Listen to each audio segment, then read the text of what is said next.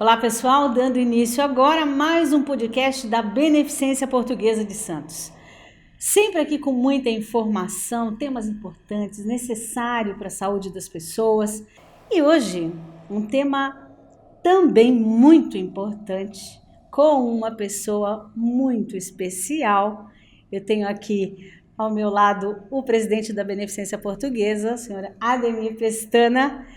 E o nosso convidado hoje, ele que é advogado, mestrando em Direito da Saúde, pós-graduado em Direito Constitucional e Administrativo, atuou como secretário municipal das prefeituras de São Vicente e São Sebastião, além de chefe de departamento da Prefeitura Municipal de Santos, e na Alesp foi chefe de gabinete, secretário de Saúde de Santos. Para nossa alegria, desde 1º de janeiro de 2025, doutor Fábio Lopes. Muito obrigada pela sua presença. Para nós é uma grande alegria, não é mesmo, presidente, poder recebê-lo? É muito bom recebê-lo aqui, secretário. É a segunda visita do nosso secretário na Beneficência Portuguesa, já esteve aqui outra oportunidade, mas para o podcast agora é a primeira. Espero que a gente... que compareça em vários outros, né? Então é sempre importante a gente ter o secretário de saúde numa cidade como Santos, que é referência nacional em saúde, a responsabilidade é muito grande. Estávamos conversando aqui, paralelo ao início do programa, mas ele vai nos informar e responder com relação a tudo isso, né? Então é isso aí. Obrigado pela presença, secretário. Obrigado, Paula. Obrigado, presidente. Uma grande satisfação poder participar aqui do Benecast, né? Um grande sucesso aí de audiência, uma ferramenta importante para a gente estabelecer essa comunicação, ter uma verdadeira prestação de contas das ações da saúde pública de Santos, falar um pouquinho também de temas diversos. Acho que é uma ótima ferramenta. Eu quero parabenizar vocês por trazer essa possibilidade de a gente conversar, de expor para a sociedade. Acho que o Hospital Beneficência Portuguesa tem uma tradição muito grande em saúde com a cidade de Santos e com a região, e não só a saúde suplementar. Muitos se falam, né, na Benê como um hospital particular, mas a Benê também tem uma responsabilidade social, faz parte do Sistema Único de Saúde. Então, eu fico muito feliz. Seus convites, para mim, soam como convocação. E sempre que convidado, estarei aqui presente. Que honra para nós, hein? Que honra para nós. Secretário, hoje nós vamos falar sobre os avanços da saúde no nosso município. Que hoje, com essa gestão, nós queremos extrair do secretário o máximo aqui dessas novidades, do que é que vem por aí. Né, aqueles que nos seguem, aqueles que estão nos assistindo, que curtem, que compartilham, hoje vão ter a oportunidade de conhecer ainda melhor o que nós teremos aí nessa tão importante gestão. Com certeza, eu entendo que nós devemos sempre, em gestão pública, olhar para frente. O que as pessoas esperam é que a gente faça aquilo que a sociedade demanda, aquilo que são os objetos de plano de governo, as metas do governo, aquilo que está no plano plurianual, aquilo que está em conformidade com o orçamento da cidade. Mas é importante também a gente, quando fala em avanços, olhar um pouco para trás, para tudo aquilo que foi feito. E eu queria que, de uma forma bem breve, até porque nós estamos num governo de continuidade, falar um pouquinho daquilo que foi feito. Então, e decisões importantes, decisões que eu coloco como decisões de governo. Então, a partir de 2013, Santos teve um novo olhar para a saúde. E eu destaco a reformulação de todo o sistema de atendimento ao paciente, a gestão do SUS na nossa cidade. Então, em primeiro lugar, a implementação das UPAs. Se a gente olhar para trás, e eu nasci em Santos, sempre morei em Santos, muito embora tenha atuado profissionalmente em diversos lugares, sempre morei em Santos, minha família é de Santos, constituí a minha família aqui na nossa cidade. Eu lembro do PS Central ali, aqui do outro lado do canal. E a gente hoje tem como pronto atendimento, um pronto atendimento distribuído no território do município. Nós temos a UPA da Zona Leste, temos a UPA Central e temos a UPA da Zona Noroeste.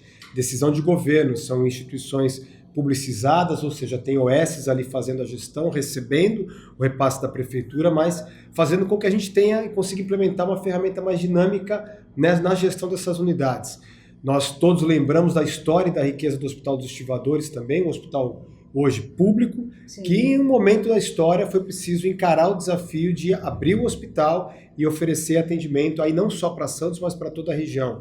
Da mesma forma, o Ambesp Nelson Teixeira, que completou aí hoje 5 anos de funcionamento, então também é um equipamento importante para a saúde da cidade. São avanços, hein? Exatamente. Da mesma forma, toda a questão que envolveu ali a maternidade Silvério Fontes, quando estava instalada na Barão de Paranapiacaba e foi deslocada, hoje faz parte do complexo hospitalar lá da Zona Noroeste. Então, ou seja, são ações de governo, a estruturação administrativa também. Hoje, claro que nós temos que melhorar muito, mas nós temos hoje um departamento de saúde mental e a gente sabe o quanto as pessoas estão sendo cada vez mais acometidas por problemas dessa área e a gente tem conseguido aí, através de uma estruturação administrativa também, dialogar melhor, trabalhar melhor. Então são avanços importantes que aconteceram antes da gestão do Fábio, aconteceram com o trabalho e dedicação de todos os secretários municipais de saúde, dos prefeitos, do prefeito Rogério Santos, no seu primeiro mandato, que possibilitaram a gente fazer essa rápida análise aqui ainda. Perfeito, Só e é para a gente importante conseguir lembrarem. identificar aquilo que já foi feito. E com base nisso, da forma que nós começamos a gestão na Secretaria de Saúde, a gente consegue, com essa base, apontar e trabalhar algumas ações para o futuro. Então, nós queremos muito intensificar as ações na atenção primária. A gente precisa estabelecer, seja por uma ferramenta de gestão, gastar menos e gastar melhor. Como que a gente faz isso? A gente precisa investir onde é mais barato. Onde é mais barato? Na atenção primária. E não é só pelo dinheiro, é pela qualidade de vida das pessoas. A prevenção, né? Onde a pessoa prefere se tratar? Se dirigir a uma policlínica ou ficar internada? Então, sem dúvida alguma, o que a gente quer? A gente quer diminuindo custo, investir na média e na alta complexidade, reforçando investimento na atenção primária, conseguir, através disso, melhorar a qualidade de vida das pessoas. Então, esse é um ponto fundamental para nós. Objetivo. E, por fim, a gente sempre que fala de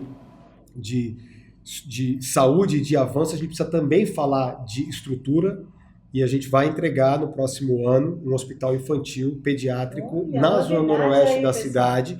Então é um compromisso do plano de governo do prefeito Rogério Santos, que a gente vai, por meio da Secretaria Municipal de Saúde, implementar. Então é uma obra física que nós vamos entregar. Entregamos agora em janeiro a Policlínica da Vila Gilda, uma nova unidade na atenção primária, e temos outras policlínicas para serem entregues. O prefeito já anunciou uma nova unidade no Marapé. Todos sabem que o Marapé foi um dos bairros de Santos que teve ali um crescimento populacional significativo, então hoje o bairro carece de uma nova policlínica e também estamos já em estudos para 2 outras unidades na cidade. Olha, e falando em avanços, estamos avançando. Importantíssimo, secretário, lembrar realmente tudo o que já aconteceu e refrescar a memória das pessoas para esse avanço, porque isso traz satisfação para o município. Eu participei de tudo isso Participou, como vereador. é verdade. Colaborou muito, Dos puxadinhos, né? Tudo era um puxadinho, tudo, a maioria alocados, né? Hoje são todos prédios próprios, tudo de acordo com o que determina a Organização Mundial de Saúde. Então, por isso que eu falo, o Santos é um grande avanço nisso. Sim. Mas, secretário, o que a gente vê muito hoje como que a secretaria vai se comportar com essas pessoas que procuram, às vezes, o lugar errado. Por exemplo, as nossas UPAs. Às vezes elas vivem lotadas, mas se for fazer uma análise, 50% das pessoas que estão ali não deveriam estar. Como que a secretaria vai atuar para normatizar essas informações para que as pessoas se cuidem da saúde da forma correta? Qual é a busca e a colocação na sua gestão com relação a isso? Vou lhe trazer um número mais preocupante ainda. Uma das nossas unidades apontou 83% dos atendimentos que são realizados na unidade que não deveriam ser realizados ali, e sim na atenção primária. 80% dos atendimentos, é muita coisa. Então o que a gente precisa, em primeiro lugar, reforçar o diálogo e a comunicação com as pessoas. Nós precisamos mostrar para as pessoas que existem serviços que devem ser buscados e acessados através da atenção primária, das policlínicas, e existem sim serviços de saúde, em especial na urgência e na emergência, que aí sim você deve se deslocar para uma UPA. Então, em primeiro lugar, a comunicação. Eu defendo muito a participação e a presença dos agentes comunitários de saúde, por isso eu destaquei aqui essa categoria, porque eles têm uma relação direta com a família. O médico, exatamente, o médico da família, ele atende a família, ele dialoga com a família. Então, aqueles problemas de saúde que eventualmente a família desenvolver, ele vai saber fazer o encaminhamento ou manter esse caráter educativo para que eles possam buscar a atenção primária. A gente precisa também reforçar esta comunicação nas próprias policlínicas, para que as pessoas busquem ali esse atendimento primário. Agora, é claro que é desafiador. É desafiador porque a UPA não pode negar atendimento a ninguém. Sim. 24 horas por dia as nossas UPAs estão abertas e não podem negar qualquer atendimento. Inclusive, e aí é um outro desafio, o atendimento regional. As nossas UPAs são muito procuradas por munícipes de outras cidades, que não só os munícipes que nos visitam, que são turistas. Então, eu diariamente recebo o censo das unidades, então muitas vezes você tem munícipes do interior do estado, munícipes da capital, que são pessoas que claramente estão visitando, estão transitando aqui na nossa cidade. Agora, você tem um atendimento uniformizado em relação às cidades da própria Baixada Santista. E nós, nas UPAs, atendemos a todos. Sim. Claro que é um custeio que acaba sobrecarregando a Secretaria Municipal de Saúde de Santos, mas é um custeio que Santos faz de forma regional. Essa característica universal que a UPA traz de pronto atendimento vai nos trazer sempre esse desafio de a gente precisar buscar através de ações educativas, de conversa, de acompanhamento das famílias para poder reduzir a esse número que é um número excessivo que acaba superlotando muitas vezes as unidades. Para quem nos assiste possa ficar assim, essa informação, a gente aproveitar já para deixar pontualmente clara esse direcionamento, quando eles devem procurar a UPA? Em que casos isso deve acontecer e quando não? Nos casos graves que necessitem de uma urgência e emergência. Então, se você ali, em primeiro lugar, se você foi removido através do SAMU, o SAMU, através da própria regulação, vai fazer esse encaminhamento para a UPA. Então, a gente tem aí o acolhimento ao paciente que vem encaminhado pelo SAMU.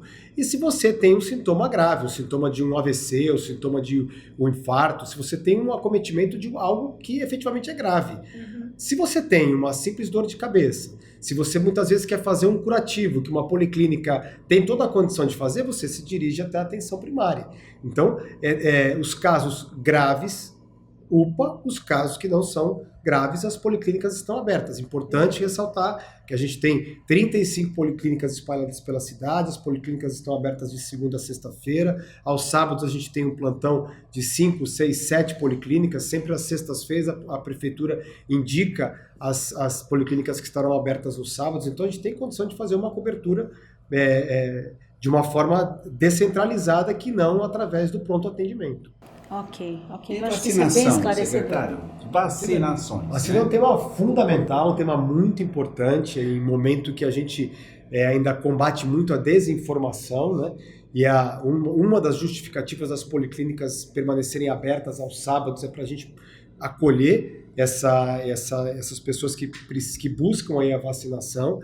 Nós temos uma campanha hoje em curso, em especial, em relação à dengue, e eu vou destacar esse ponto porque a baixa vacinação, eu vou exemplificar, porque a baixa vacinação ela nos frustra e nos traz esse desafio de conseguir ampliar. Apenas 15% do público-alvo, de 10 a 14 anos, buscou as unidades de atenção primária, as policlínicas, para participar da vacinação.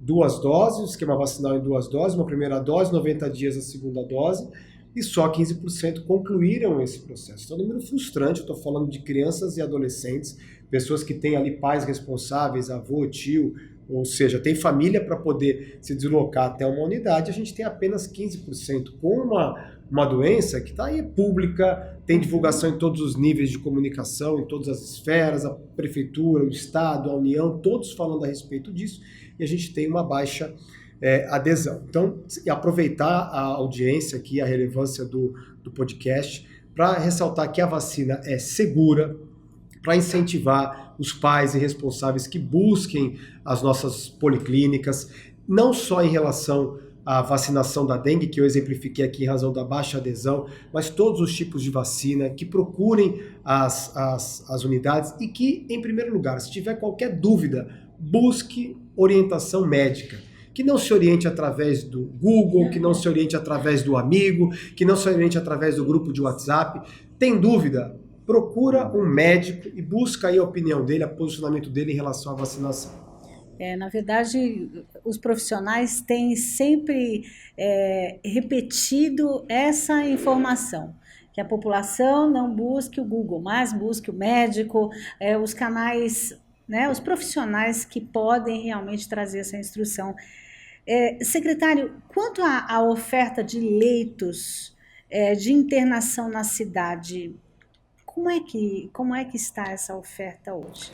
Leito é sempre desafio, né? Quando eu falei de gastar, investir melhor o dinheiro pensando nas pessoas, é um ponto fundamental e a gente chega no leito. Porque hoje na saúde pública, de uma maneira geral, o que está na boca da sociedade? Não tem vaga, precisamos de vaga, precisamos de vaga, precisamos de vaga.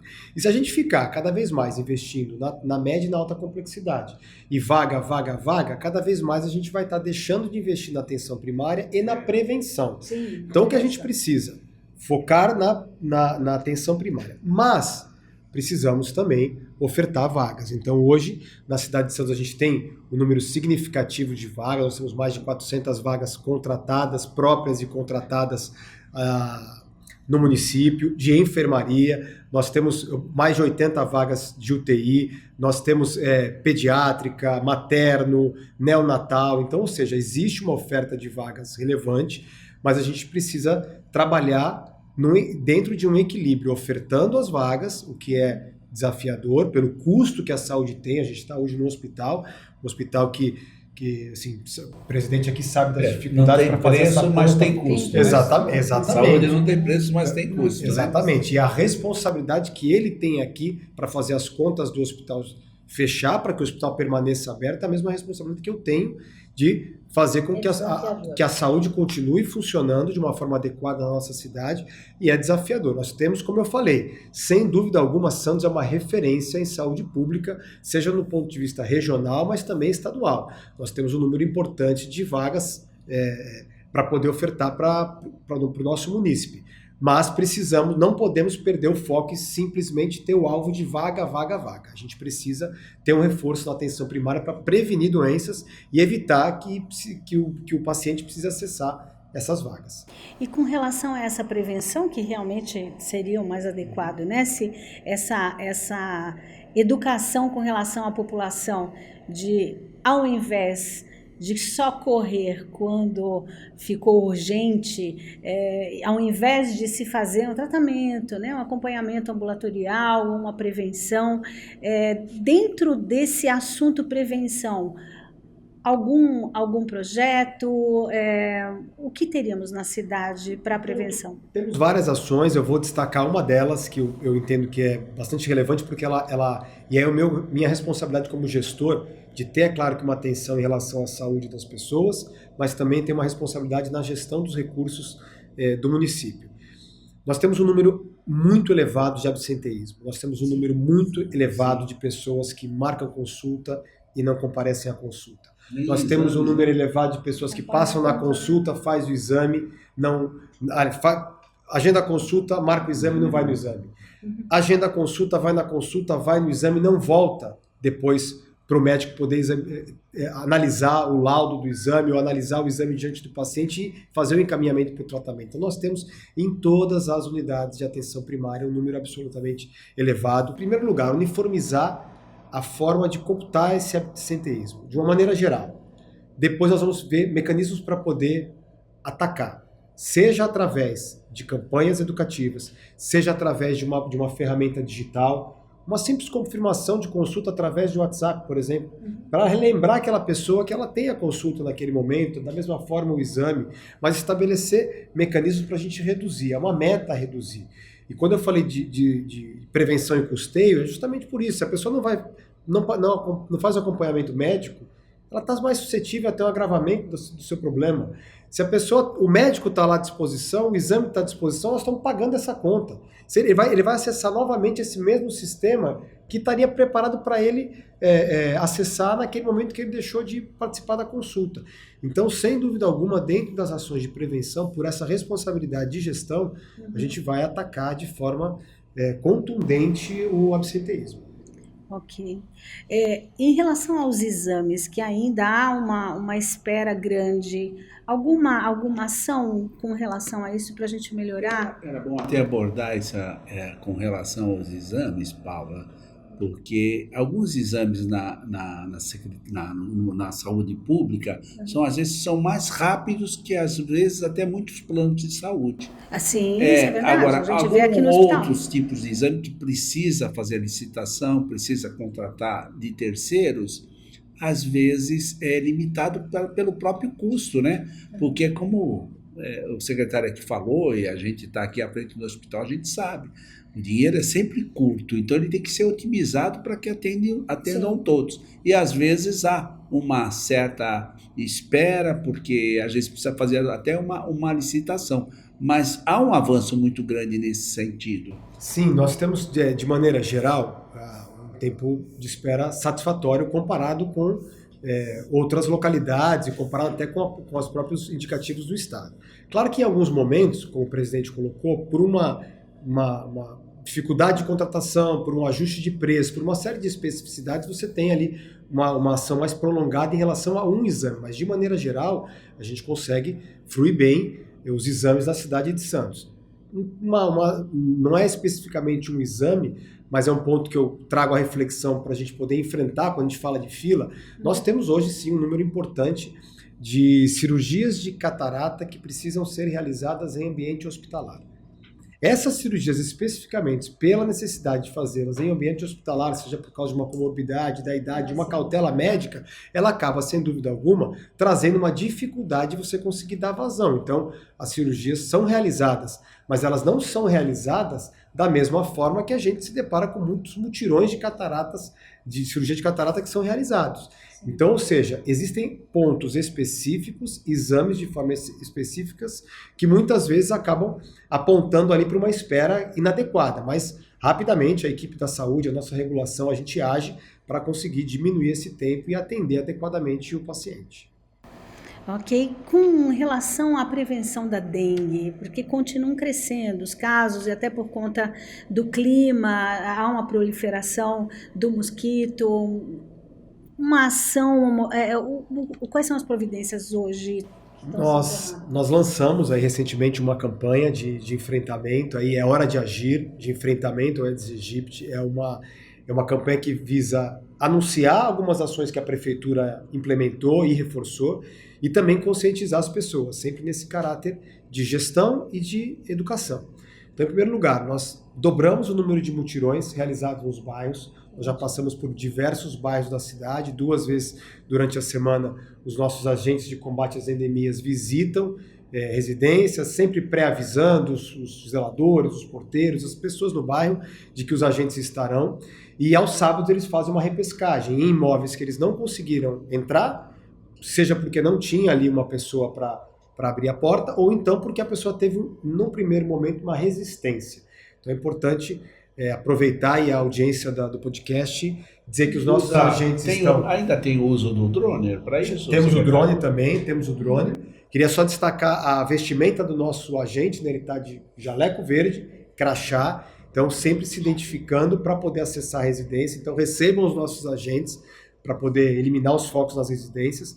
Nós também intensificamos as ações com o drone. Nós temos um drone que visualiza ali os imóveis, em especial os imóveis abandonados, para encontrar ali possíveis focos e, numa primeira ação, de forma educativa, os agentes notificam aquele proprietário, apontando ali que houve um acompanhamento através do drone, que existe a possibilidade de ter um foco do mosquito ali, e, em residência, a prefeitura aplica a multa naquele imóvel. A gente intensificou um canal com a ouvidoria através do 162, um canal direto de acesso às denúncias. Então a ouvidoria recebe todas as reclamações da cidade nas mais diversas áreas. E a gente estabeleceu uma conexão direta em relação às denúncias que tratam do enfrentamento ao mosquito e enfrentamento à dengue. Então, A ouvidoria de receber uma denúncia dessa natureza, automaticamente comunica à Secretaria de Saúde. Uma outra ação importante é a vistoria nas obras. Nossa cidade tem aí um crescimento, um desenvolvimento imobiliário muito grande, muitas obras particulares na cidade, e a gente, com diálogo com muitas construtoras da cidade, a gente ingressa nessas construções e a equipe também diminui ali o número, combate os focos do mosquito. Então são ações importantes, ações que revelam aí essa necessidade, esse compromisso de todos. A luta, o enfrentamento em relação à dengue não é só do poder público, ele é também de cada um de nós. De cada um de nós. Se nós separarmos 10 minutos da semana para fazer uma vistoria nas nossas casas, a gente vai conseguir erradicar todos os focos do mosquito. Então é importante ter essa ação. E aí também não posso deixar de reiterar, nas ações de prevenção a gente precisa ampliar a cobertura vacinal. Precisamos, em especial, público-alvo 10 a 14 anos, que a gente salte de 15% de público-alvo vacinado para 92%, 95%, 98% dessas pessoas vacinadas, também trabalhando com esse enfrentamento. Um número que nos preocupa, muito embora a gente tenha indicadores que a gente vai ter um aumento significativo do número de casos, nós tivemos mais de 5 mil casos no ano passado. Nós temos esse ano aí, hoje, pouco mais de 150 casos. Então é um número ainda pequeno se nós compararmos ao ano passado. Mas nós não podemos nos acomodar com esse número. Nós temos a circulação do vírus tipo 3, a dengue, no estado de São Paulo, que é um vírus que não circula há mais de 10 anos. Nós estamos mais suscetíveis aos sintomas da dengue por força do vírus tipo 3. Então a gente não quer ter agravamento de sintomas em ninguém, a gente não quer ter óbito, a gente não quer trabalhar com internações. Então, para isso, a gente precisa seguir firme, atuando na prevenção, para a gente manter o número de casos num patamar baixo. Mas eu volto a falar, nós temos uma combinação de chuva e forte calor. Cenário perfeito para o desenvolvimento. Nós não podemos olhar para os números atuais, nós temos que projetar que esses números podem crescer. Para ele não crescer, a gente precisa atuar na prevenção, então juntos, prefeitura, poder público e sociedade, combatendo aí esse mosquito. Secretário, 38º Congresso de Saúde do Estado de São Paulo, aqui em Santos. O que a Secretaria está preparando para isso? Quais são os temas? O que a cidade vai reivindicar para o nosso governador? Enfim, qual é a expectativa para isso, secretário? Em primeiro lugar, uma expectativa muito positiva, né? Receber, e acho que Santos exportou muito conhecimento na área de saúde através das policlínicas, né? Toda a estrutura hoje nacional de atenção primária é fruto de um projeto da nossa cidade, das policlínicas em todos os bairros da cidade. Então, Santos exporta conhecimento em saúde. E o segundo ano consecutivo, receber o congresso estadual do COSENS aqui é motivo de alegria, motivo de destaque, não só pela presença dos secretários municipais de saúde, o COSENS reúne os secretários municipais de saúde, mas também pela vinda dos técnicos.